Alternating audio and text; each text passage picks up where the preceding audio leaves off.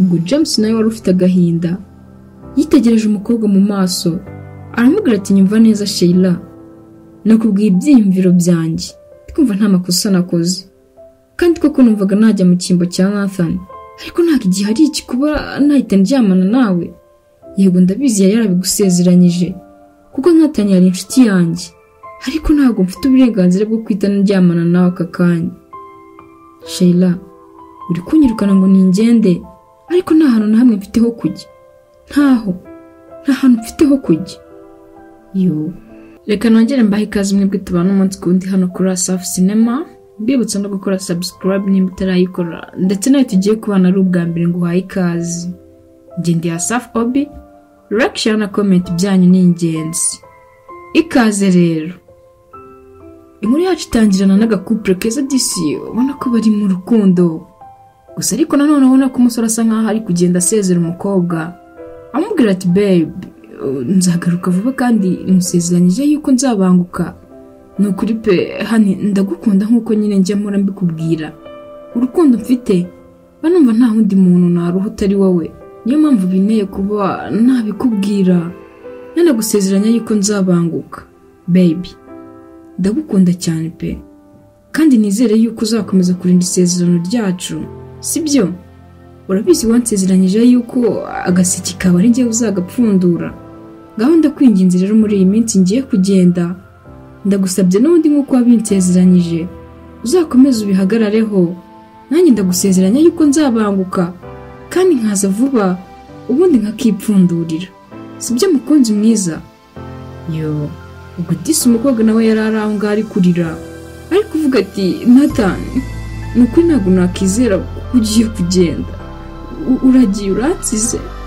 Ubwo disi umusore yakomeje amubwira ati humura rwose baby, urabizi ndagukunda cyane, ariko kuba ngiye ni impamvu z'akazi. Nuko bitabaye akazi ntabwo naba ngiye. Nakuguma iruhande twishimye duseka maze tugakora n'ubukwe tukibanira. Erega urabizi iminsi tumaranye ntabwo ari mikeya baby, ariko kubera ari impamvu z'akazi kandi nawe urabibona ndagiye, ariko ndagusezeranya yuko nzabanguka ubundi tugakora ubukwe. Sibyo hani? Ubwo couple yari iri mu gahinda basa nkaho bari kugenda basezeranaho, ari kugenda asezera umukobwa amubwira ati baby, nubwo ngiye ni impamvu z'akazi, ariko ndagusezeranya yuko nzabanguka vuba kandi rwose agaseke kanjye ntihazagira undi muntu ugapfundura. Musezeranyije yuko nimba ari njye uzabyikorera. Sibyo mukunzi nkunda? Ubwo umukobwa disi ngo ni Sheila wari ufite agahinda yatangiye kurira avuga ati Nathan, basi nsezeranya yuko uzabanguka. Nsezeranya ko uzabanguka baby, ndagukunda.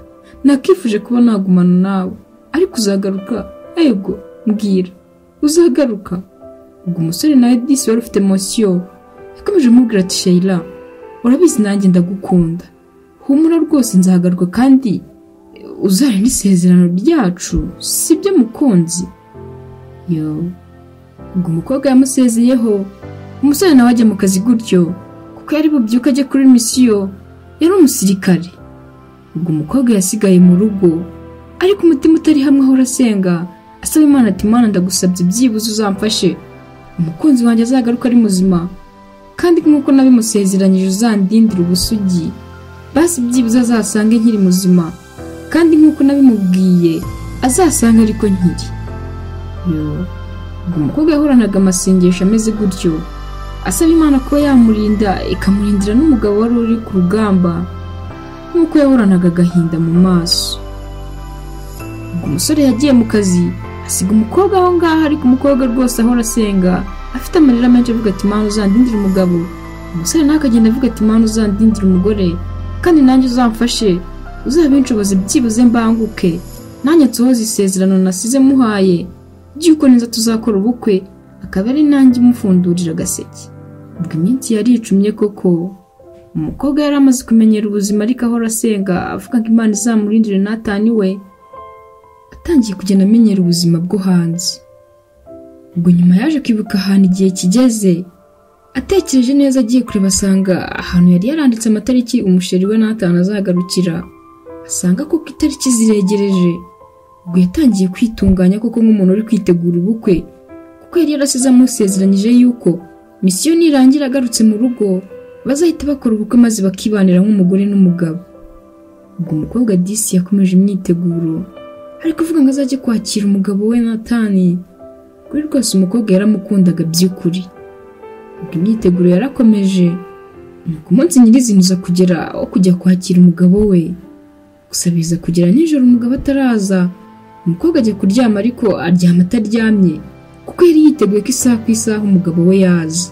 Ubwo byageze mu masaha 12 umukobwa yiteguye rwose kuryama byanze, agiye kubona ku marembo ye iwe hari umuntu uri kuhinjira kandi yambaye inifomu za gisirikare.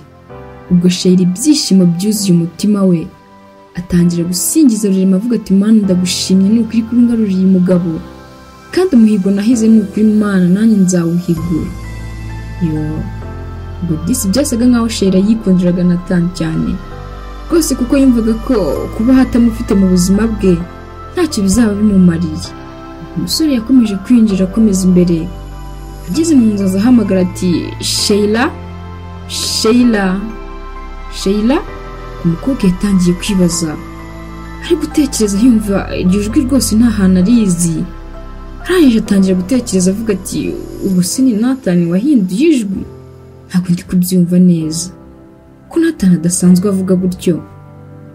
Umukobwa rwose wari witeguye kuba agiye kwakira umugabo we, yiteguye ko umugabo agiye gusohoza ibyo yamubwiye kuko yasize amubwiye ati byibuze uzambabarire wirinde aba ari njye uzapfundura agaseke kagipfundikiye mukunzi. Ubwo umukobwa yakomeje kugira urujijo avuga ati uwo muntu ndi kumva atari Nathan. Ubwo Sheila wari witeguye kuba agiye gutungura umukunzi we yagiye gataramwihisha, ahengeje abona ntago ari wuje ahubwo haje undi muntu. Ubwo umukobwa rwose yagize impungenge yumva ko bashaka ko baje kumugirira nabi. Ubwo mu buryo bwo kwitabara yafashe akayiri kari inyuma, arangije ahita agakubita uwo muntu inyuma mu mutwe kuko yaramuturutse inyuma. Arangije ati wowe ntabwo nkuzi, urinde umamagara. Ubwo Sheila mu gukubita umusore yikubise hasi. Umusore ahaguruka avuga ati nibyo rwose ntabwo ndi Nathan gusa narinzanye ubutumwa. Sheila nari nkuzaniye ubutumwa ariko ntabwo bumeze neza. Umukobwa umutima waramusimbutse, arangije aravuga ati ubutumwa ki? Ubutumwa ki? Ubwo kubera ubwoba yari afite umusore nawe gutabura ngo avuge byari byamunaniye, gusa nta kindi yakoze. Yaravuze ati njyewe banyita James, yari mpawe ubutumwa gusa narinje kubabwira yuko Nathan ntabwo byagenze neza, ibyo byaje kurangira turi ku rugamba. Gusa ariko nanone bari bampaye aka gift ndaguha, bavuga ati mushimire kandi mubwire yuko wari ufite umugabo w'intwari kandi azahora yibukwa nk'intwari. Umukobwa yaraturitse ararira avuga ati ntabwo bishoboka Nathan wanjye, ntabwo bishoboka. Ndi kwitegura ubukwe, nzi ko tugiye kubana, yampaye amasezerano menshi yansezeranyije ko azagaruka kansanga, rero ntabwo nabyemera uri kumbeshya. Ubwo Disi bose byarabarenze, yaba umusore waje uvuga ngo ni James nawe byaramurenze.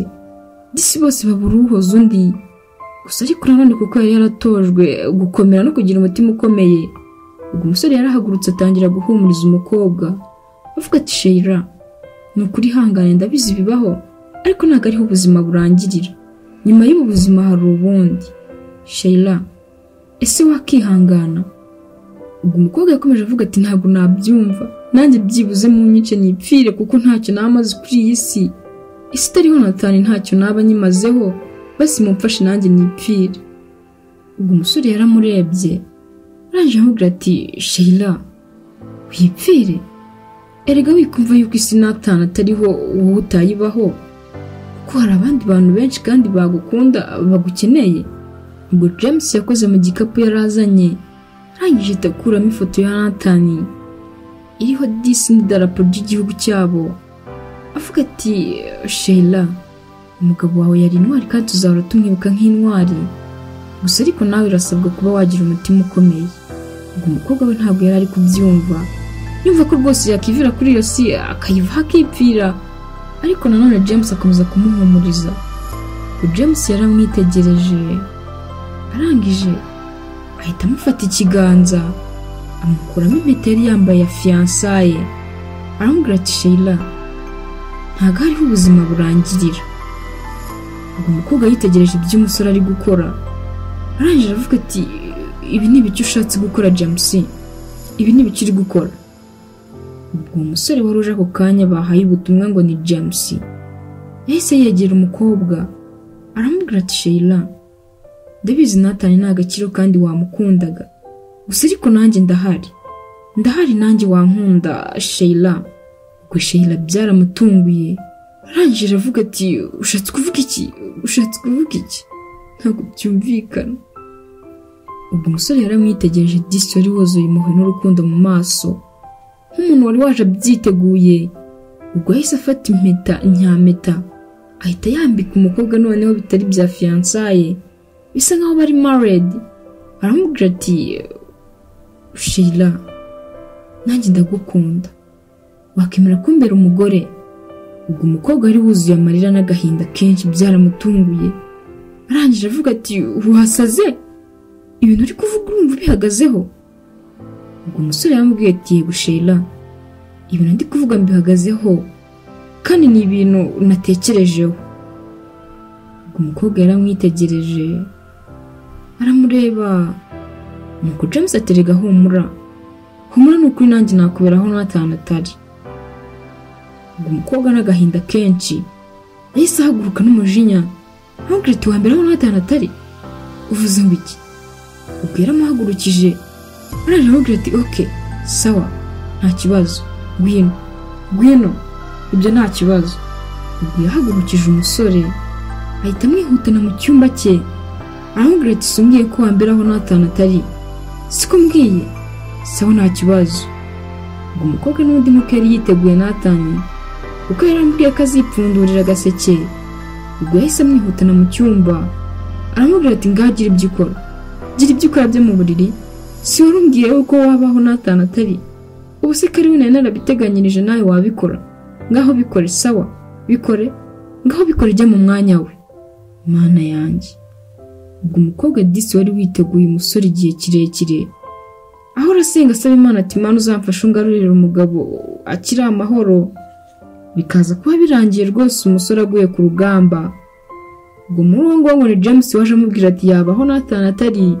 Umukobwa yamujyanye mu cyumba avuga ati nta kibazo, umbwiye ko wabaho Nathan atari, ngaho bikore. Yo. Ubwo umukobwa disi wari ufite agahinda, James yaramurebye aramubwira ati ibi ni ibiki uri gukora Sheila?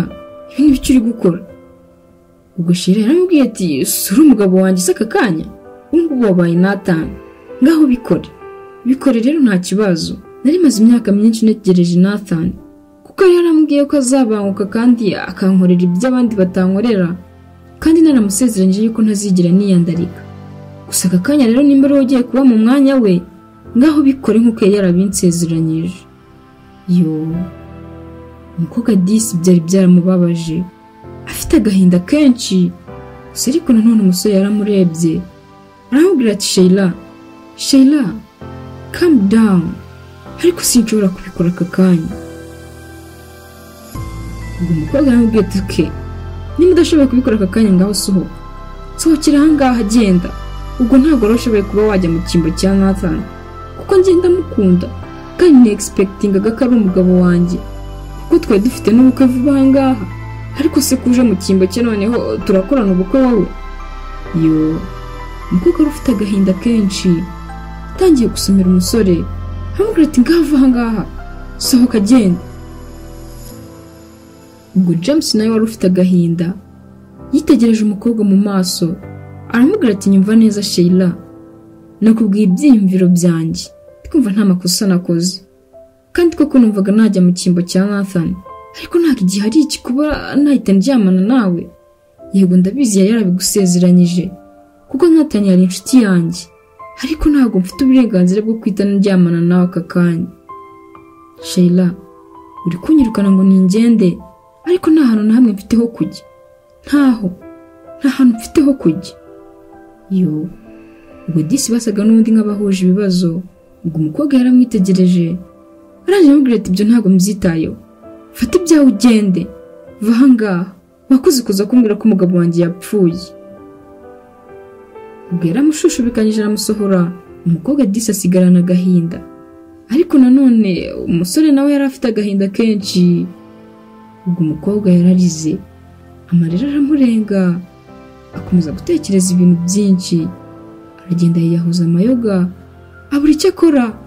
Ubwo muri ako kanya kubyakira byari byamunaniye, kongera akagera gutya akareba ifoto ya Nathan umusheri we, kavuga ati ntabwo byumvikana, Nathan kuki wansize, ko wari waransezeranyije yuko uzabanguka. Nathan, ndagukunda mukunzi, ntabwo nzi impamvu waba unsize ukagenda.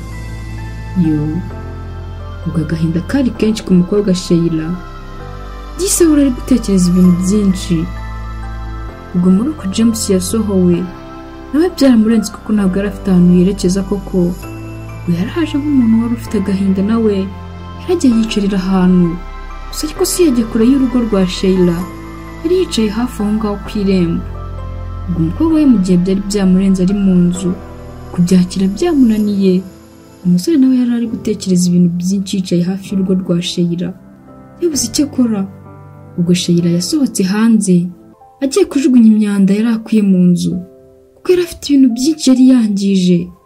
Ubwo muri uko kuhakora isuku aje kubijugunya, nibwo yaje kongera kubona James yicaye aho ngaho yanze kugenda.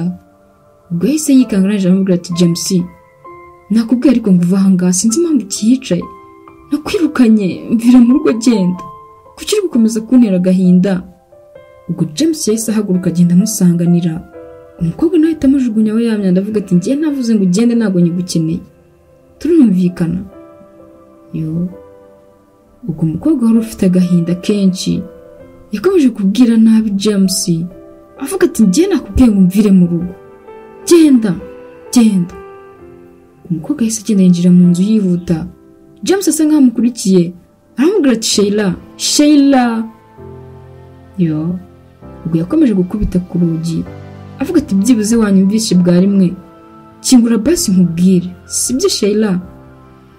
Ubwo umukobwa yanze kumufungurira, umusore ahagarara hanze arangije aramubwira ati Sheila, sinzi impamvu uri kwanga kunyumva, ariko nta hantu na hamwe mfite ho kujya.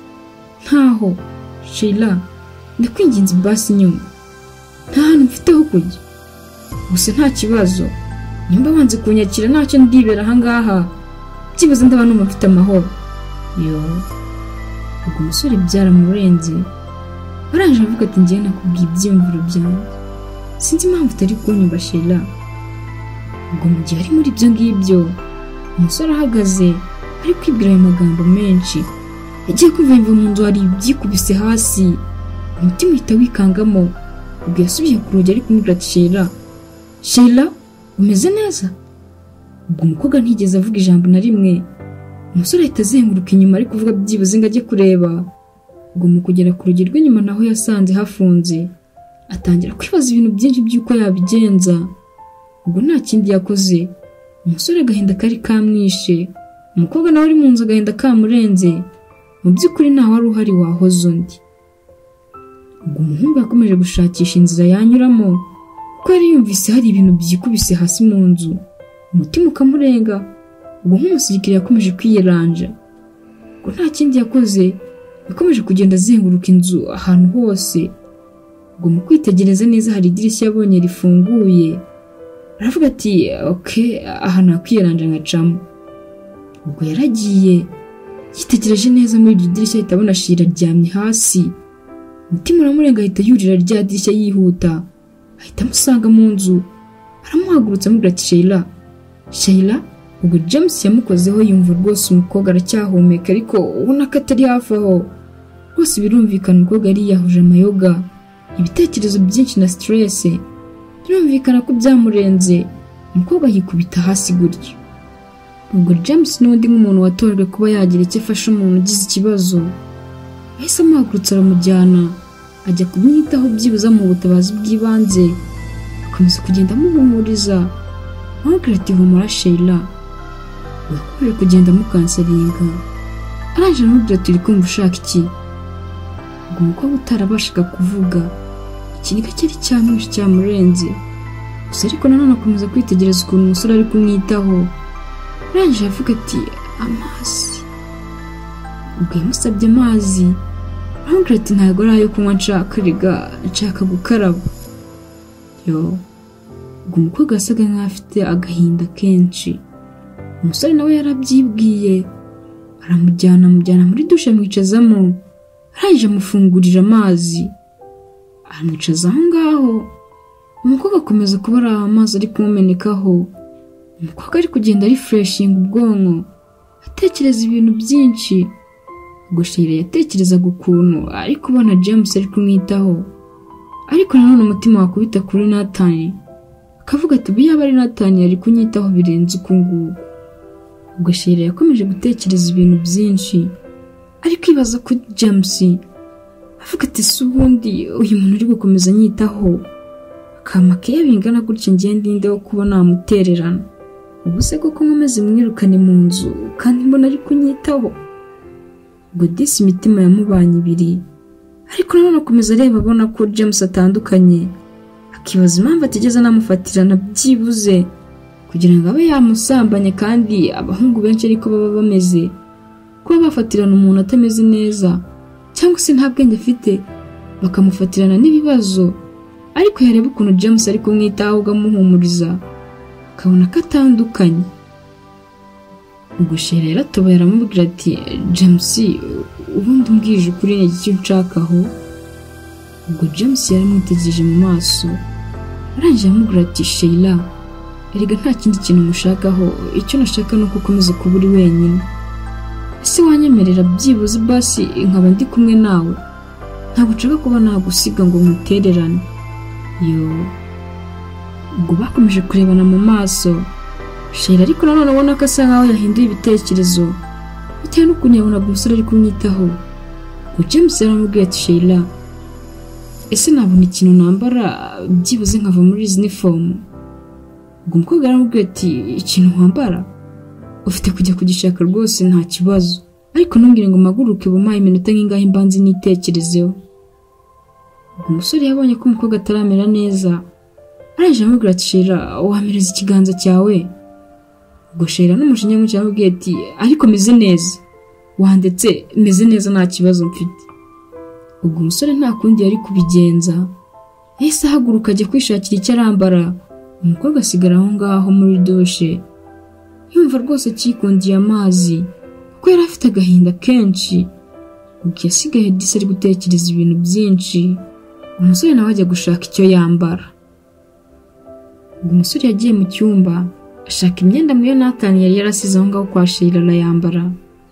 Ubwo Sheila yahise yinjira aho ngaho, arangije aramwitegereza, aramureba cyane, arangije amubwira ati iyo myenda niyo Nathan yakundaga kwambara, ubibwiwe n'iki? Ubwo umusore yahise amureba, arangije amubwira ati ngaho mumbabarire Sheila. Ubwo umukobwa wari ufite umujinya n'agahinda yahise amubwira ati ngaho cecekaho. Ubwo disi yaraje aramwegera, umukobwa atangira kurira, atangira no kugenda yihumuriza imyenda umusore yambaye. Disi bisa nkaho byongeye bikamusubiza inyuma, byongeye bimwibutsa Nathan neza nk'uko yayambaraga, niko James nawe yongeye akayambara. Ubwo Sheila yamuryamye ku rutugu arimo kurira, nuko umusore amurebye nawe aramubwira ati uri mu biki Sheila? Nuko umukobwa Sheila akavuga ati ndi kumva nkumbuye Nathan cyane. Umusore nawe yaramurebye. James aramubwira ati Sheila, umara rwose ndabizi neza ko Nathan nawe ahantu araragukumbuye kandi ntabwo azarekera kugutekereza. Ubwo umukobwa yahise aturika ararira, aramubwira ati koko ese kubera iki yansize? Kubera iki Nathan yansize James? Nuko James ati humura Sheila, ndabizi neza Nathan nawe yaragukundaga, ariko ntabwo ari ubuzima burangirira. Sheila, urabizi Nathan yari afite imigambi myiza kuri wowe, ariko kuba bitaragenze neza nawe si kubwe, buriya niko Imana yabishatse. Ubwo umukobwa yakomeje kurira, ariko ari kugenda aganira n'umusore. Umukobwa ariko nanone akomeza agenda amubwira ibintu byinshi, asa nkaho ari kwimara agahinda ariko nanone ari kurira. Ubwo umukobwa yakomeje kurira avuga ati James, Nathan ndamukumbuye, nkumbuye kuba namuhobera nkamuha akabisu. Ese wanyemerera byibuze nkaguha akabisu nk'uko yarabinsezeranyije? Ubwo James yagize gutya koko yumva agahinda umukobwa afite, arangije yitegereza Sheila. Ubwo yahise amuhereza akabisu. Umukobwa Disi atangira gutekereza ko ari nkaho ari Nathan bari kumwe, ari uri kumusoma. Ubwo James yaramusomye koko, nuko Sheila mu marira menshi aravuga ati, goodbye Nathan, I love you so much nubwo wansize. Ubwo Disi muri ako kanya yasaga nkaho ari gutekereza ko umuntu bari kumwe ari Nathan, ariko ntabwo ariko byari biri, yari ari kumwe na James. Ubwo James yakomeza kumwiyegereza aramubwira ati, Sheila, umukobwa mwiza, ndabizi ufite agahinda kenshi k'umukunzi wawe wagusize, ariko ntabwo ari ubuzima burangiriye, nanjye ndahari, sibyo? Kandi ndagusezeranya ko ngiye ntazigera ngusiga, sibyo Sheila? Ubwo Sheila wari ufite agahinda kenshi Disi yakomeje kwitekerereza Nathan, ariko nanone akomeza kugenda asa nkaho ari kumusezera, amubwira amagambo menshi yinigura, amubwira ati, Nathan, ndagukunda kandi nzahora ngukunda, ariko bye Nathan, bye. Ubwo byasaga nkaho umukobwa abonye akanya ko kwinigura, akimara agahinda kari mu mutima we, asa nkaho agiye gutangira ubuzima bushya butarimo Nathan, ahubwo atangira gusa nkaho ari kugenda yiyumvamo James. Ubwo iminsi yaje kwicuma, James asigaye yibanira aho ngaho na Sheila, gusa ariko nanone batabana nk'umugore n'umugabo, ariko bisa nkaho James ari kugenda kanselinga Sheila, asa nkaho ari kugenda amukuramo ibitekerezo bya Nathan. Umukobwa yaje kwiyakira koko, abona ko Nathan yagiye byarangiye, atangira kwiyumva mu bundi buzima bushya, ariko atangira kugenda yirebera James, akamubonamo urundi rukundo rw'ukuri. Ubwo bakomeje kwibanira neza, bafatanya buri kimwe. Umukobwa akabona James amwitayeho, bafatanya ibintu byose, guteka, akajya amufasha Disi bakajya gutembera. Abona ubuzima rwose bwongeye kumuryohera, ariko yatangiye gutekereza ibintu byinshi kuri James, akajya akomeza gutekereza abwira umutima we, avuga ati, niko umutima wa Sheila itambwira ko ugiye kongera gukunda James, bigiye kubaho ugiye kongera ukunde. Ubwo Sheila yabaga arimo kubyibwira mu mutima, ariko ibaza niba koko agiye kongera gukundana, kuko yasaga nkaho ari kubyiyumvamo. Ubwo Nathan nawe yakomeje kuba hafi ya Sheila, akajya amufasha buri kimwe, amuhumuriza.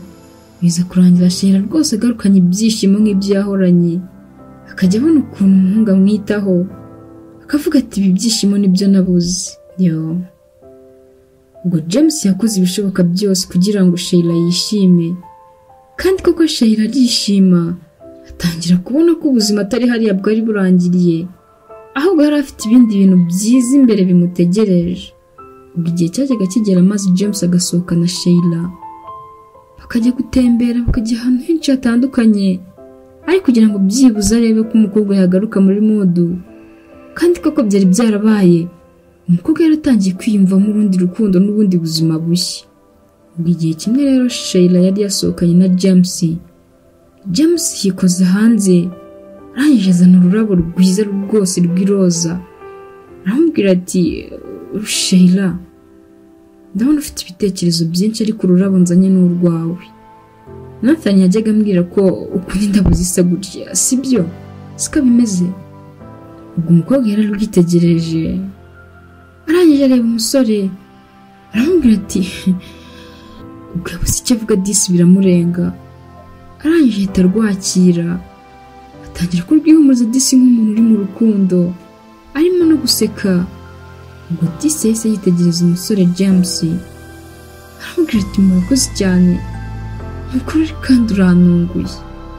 Ubwo umukobwa wari wagarukanye ibyishimo, yahise atangira kumva rwose ameze neza, bisa nkaho James ari gukomanga ku mutima we. Ubwo umukobwa Disi yarebaga rwa rurabo James yamuhaye, akavuga ati, wow. Ubwo Sheila yasaga nkaho yatangiye kwikundira James, ariko nanone nta muntu urabibwira undi.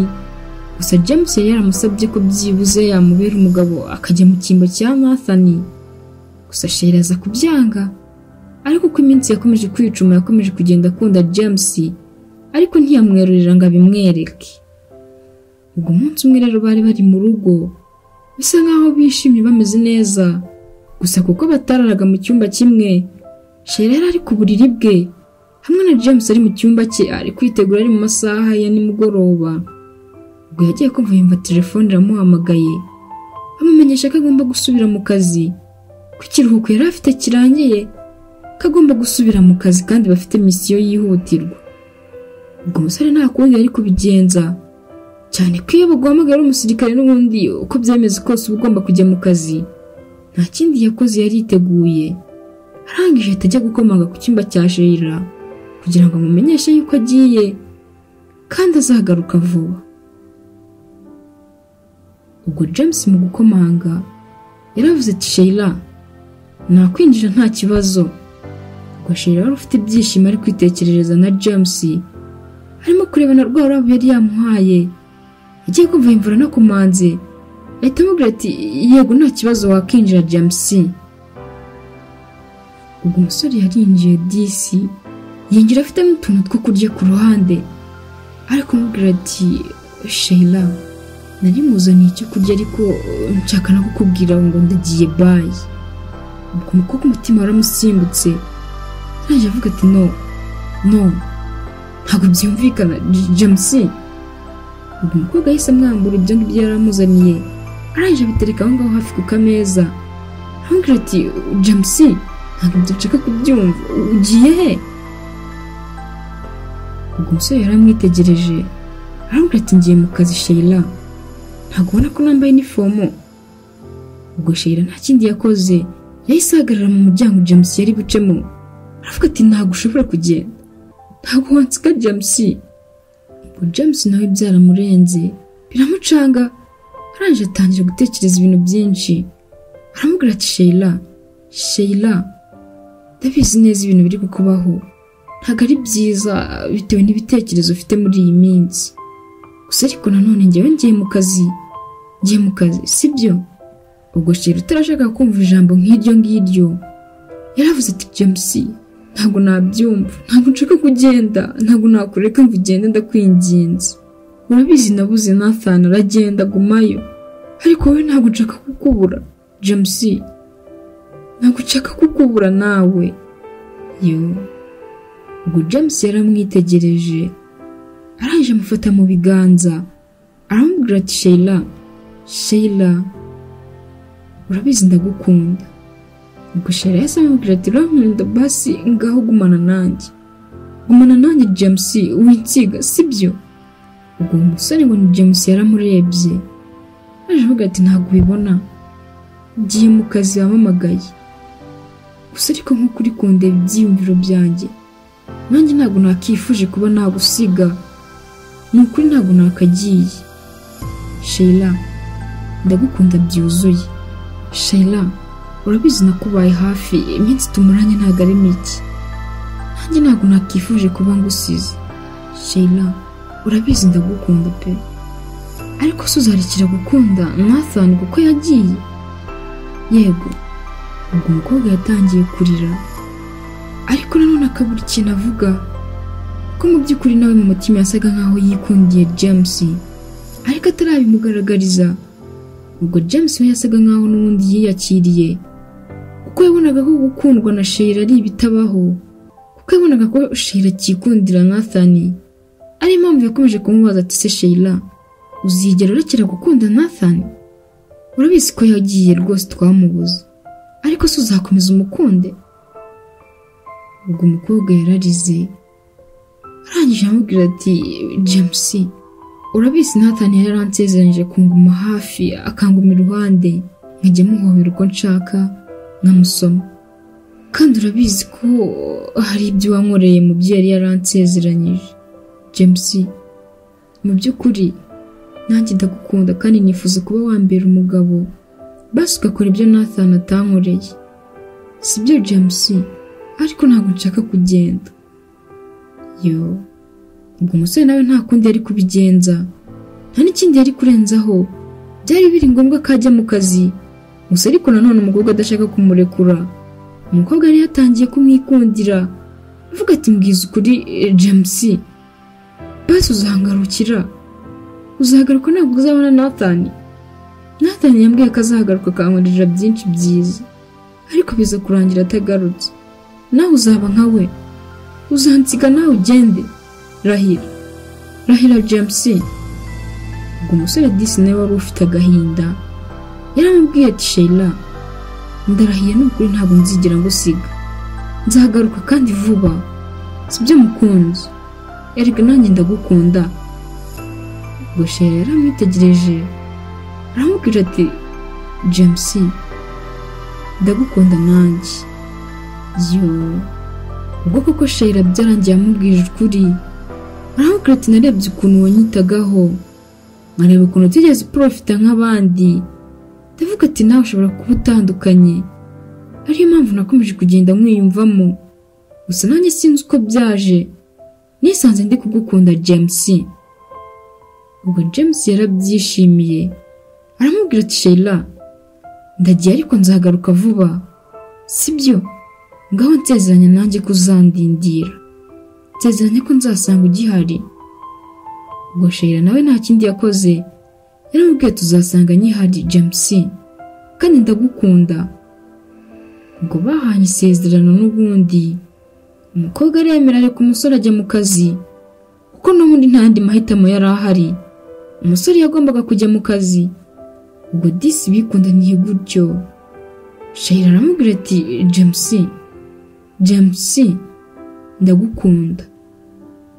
Ubwo James nawe byaramushimishije, arangije ahita atangira gusomana na Sheila, aramubwira ati nzagaruka vuba mukunzi, ndagukunda. Umusore yafashe ibikapu bye, arangije asubira mu kazi. Ubwo umukobwa yasigaye ari kumurebera mu idirishya, aramubwira ati bye. Ubwo umusore yarasohotse ageze kuri gate ahindukira inyuma, yitegereza umukobwa, aravuga ati Mana uzanshoboze byibuze ngaruka amahoro, nongere musange. Ubwo umukobwa yasigaye ngaho nawe ari gusengera umusore, avuga ati Mana ndakwinginze basi, dore nabuze Nathan, ariko sinzongere kubura James, urukundo rwanjye rwa kabiri. Mana, ese naba naracumuye iki n'ubu ngubu mbuze James? Dore n'ubu ndamukunda kandi nawe ukomeza kumpa urukundo mbakunda. Ese byazarangira nawe mubuze? Ndagusabye Imana ndakwinginze, basi uzamundindira agaruke, kandi nzagushima. Umusore yarasohotse aragenda, umukobwa nawe asigara ari kumusengera. Umusore nawe agenda afite isengesho mu mutima, avuga ati Imana ndakwinginze, uzame gutabaruka amahoro, byibuze nisangira umukunzi. Ubwo byarangiye ibyifuzo Nathan yari afite byo kuba yashimisha umukobwa n'ubundi bisohoye, kuko yahoraga yumva ko umukobwa ari we Sheila atagira agahinda, kandi koko umukobwa yaje kubona umuhoza amarira ari we James. Nubwo Nathan we yari yagiye, ariko Sheila yasigaranye na James, amwitaho bamerana neza, ajya no ku rugamba ndetse aratahuka. Ubu ngubu babanye neza n'ibyishimo, bafite umuryango mwiza kandi ukundana. Guys, isezerano ni ikintu gikomeye cyane cyane iyo urihaye umuntu wari ukeneye kubyumva. Bitewe n'igihe murimo, ni byiza ko wasoza isezerano umuhaye, kuko ntabwo bijya bibaho ko umuntu yica isezerano nta mpamvu. Ese wisuzumye ukareba usanga isezerano wahaye umuntu wararyubahirije, cyangwa bivugiye hariya gusa birarangira? Ntabwo ari byiza ko wakica isezerano wahanye n'umuntu, cyane cyane ko iyo muri kuri hana kiriya gihe hari ibindi bintu bamusa nkaho muri kurema bizabaho mu gihe kizaza. Nathan yahaye isezerano Sheila, amubwira yuko azagaruka vuba kandi akamureba, amubwira ngo ntazigera gupfundurira undi agaseke. Umukobwa koko yaje kubyubahiriza, ntiyagira undi abikorera, gusa ariko nanone yasaga nk'aho asigaranye ikintu kimeze nk'ideni ku mutima, avuga ati reka nanjye mbikore, umukunzi wanjye atazaza ugasanga nariyandaritse. Ubu Nathan nubwo bitamugendekeye neza, Imana imwiruko ridashira yabaye intwari byibuze nubwo bitagenze neza, ariko byatumye Sheila atiyandarika. Nubwo Sheila we yagize agahinda, ariko buriya nta kiba nta mpamvu. Ni byiza rero ko iyo urinze isezerano ryawe neza, Imana ijya ikora ibitangaza ikagushumbusha, nk'uko yabikoreye Sheila igahita imuha James umukunda by'ukuri, nawe akamuha urukundo nk'urwo yateganyaga kuri Nathan. Mwakoze cyane kubana nanjye, yari Asaf Obi. Kora like, share na comment niba wabikunze, kugira ngo tujye dukomeza kubana umunsi ku wundi. Ndabakunda cyane, dusubire mu y'ubutaha.